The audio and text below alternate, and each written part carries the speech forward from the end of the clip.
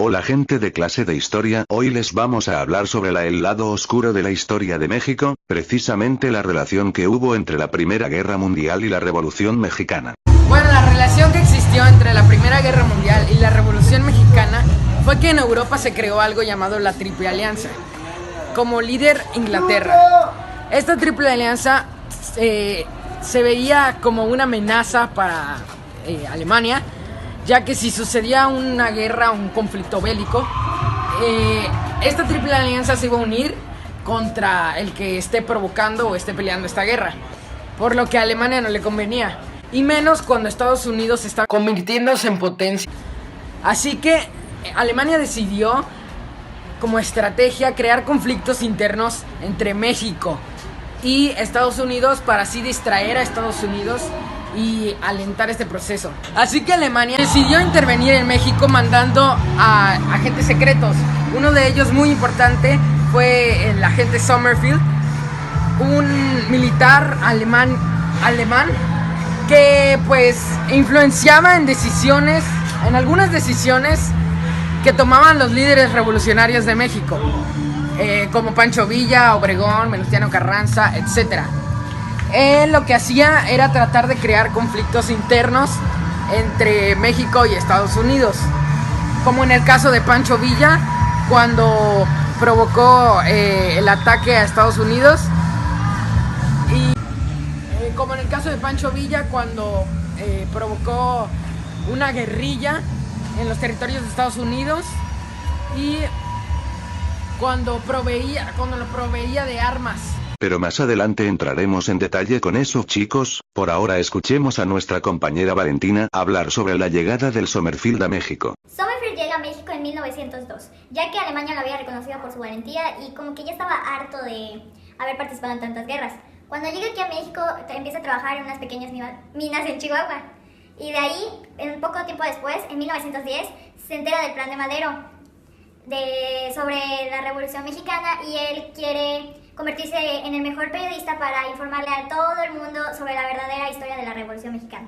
Gracias a esto, tuvo acceso al frente de los campos de batalla y a las reuniones de los revolucionarios. Y se dice que en una de las reuniones de los revolucionarios conoció a Madero. Ahí se hicieron muy amigos, tanto que Francisco I. Madero nombró como su representante oficial de Estados Unidos a Sommerfield. Ya para en 1912, Sommerfield ya se encontraba en Estados Unidos. Al principio creían que Madero estaba un poco loco, ya que tenía menos de un año en conocer a Sommerfield. Pero entonces cuando llegó a Estados Unidos, sin conocer a nadie, pero con el gran poder de México que nunca se imaginó, pues Madero se dio cuenta de que no estuvo equivocado y que tenía a un espía muy eficiente. En marzo de 1912 se levantó la Revolución Oroquista, que buscaba derrotar a Madero, pero cuando Sommerfield se enteró, se empezó a dedicar al espionaje, al robo, al sabotaje, a la propaganda y al tráfico de armas alemanas.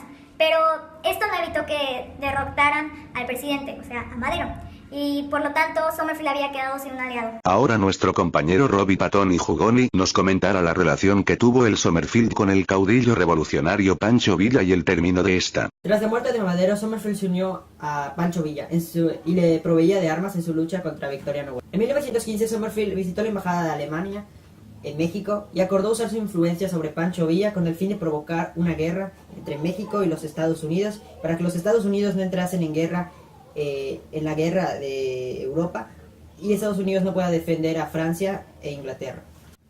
Durante los siguientes 6 meses, Villa siguió recibiendo armas por parte del Kaiser Guillermo II de Alemania, mientras se acordaban los detalles. A nadie le gustaba que México no tuviese un bando ni un presidente formal. Así que el presidente de Estados Unidos envió cartas a Carranza, Zapata y Villa con el fin de llegar a un acuerdo para ver quién gobernaría el país. Los Estados Unidos, de Argentina y Brasil reconocieron como presidente a Carranza, lo que enfadó a Villa. Y Sommerfield le dijo a Villa que era el mejor momento para entrar en guerra con los Estados Unidos, reclamando que no aceptasen las elecciones.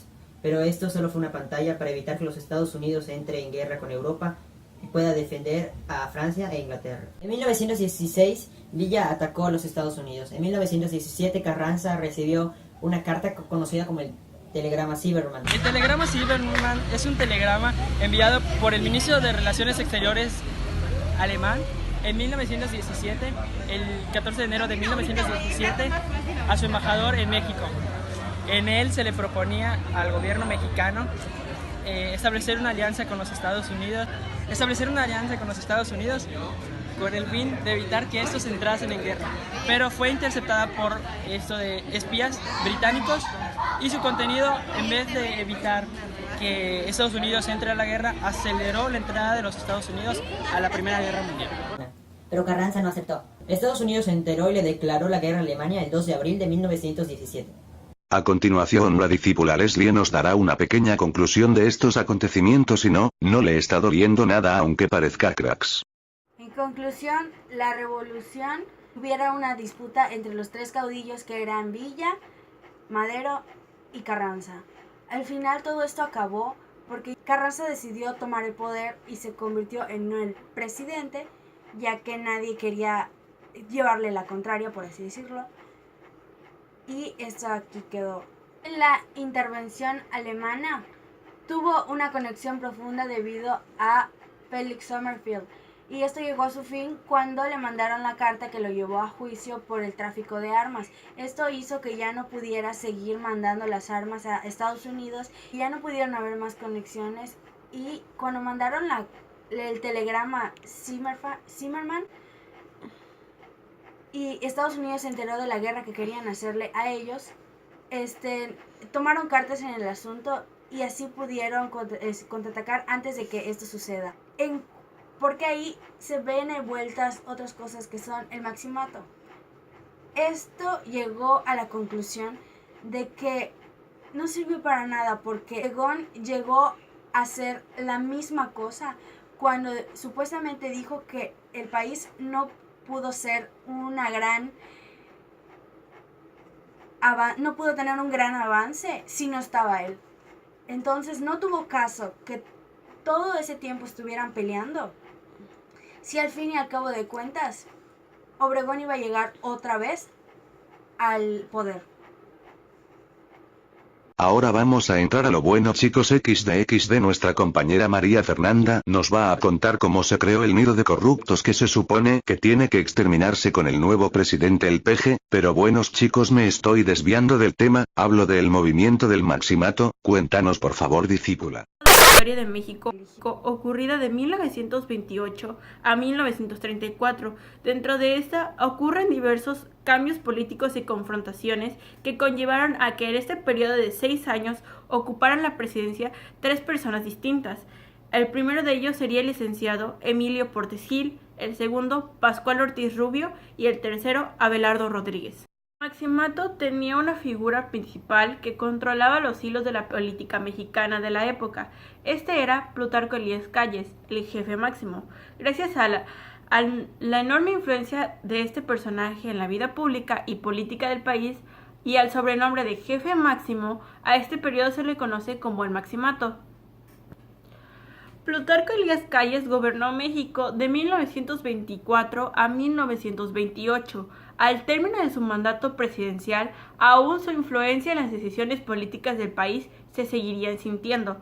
El 4 de marzo de 1929, en la Ciudad de México nacería el Partido Nacional Revolucionario, PNR, partido propuesto por Calles para que, como institución política, acabara con el caudillismo. Es decir, que la etapa del Maximato estaba formalmente establecida, pues el candidato propuesto por Calles, Emilio Portes Gil, ya estaba en la presidencia, entonces gobernaría hasta 1930, influenciado, aunque no del todo, por la política de Calles.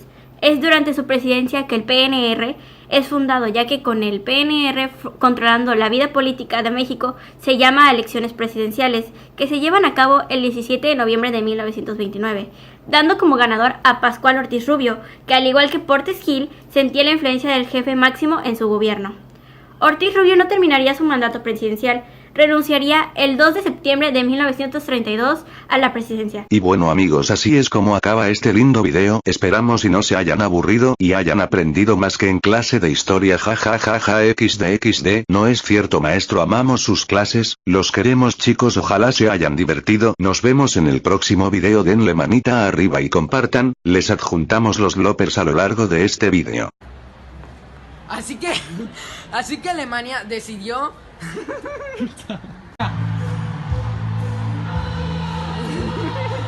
alianza con los Estados Unidos con el fin. sí, establecer una alianza con los... Oye, ¿qué pedo con la teoría de investigación? Un poco loco. Y llevar a caudallismo. Gracias por su atención, cracks auxilio.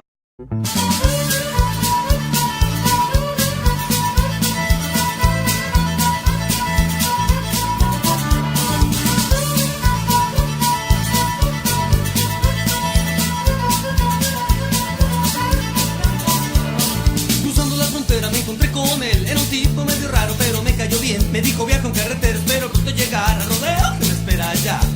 Me dijo con certeza que no hay más emoción que romper un sombrero, disparar un cañón, salvar la vida de un jinete cuando mal anda su suerte. Soy payaso de rodeo.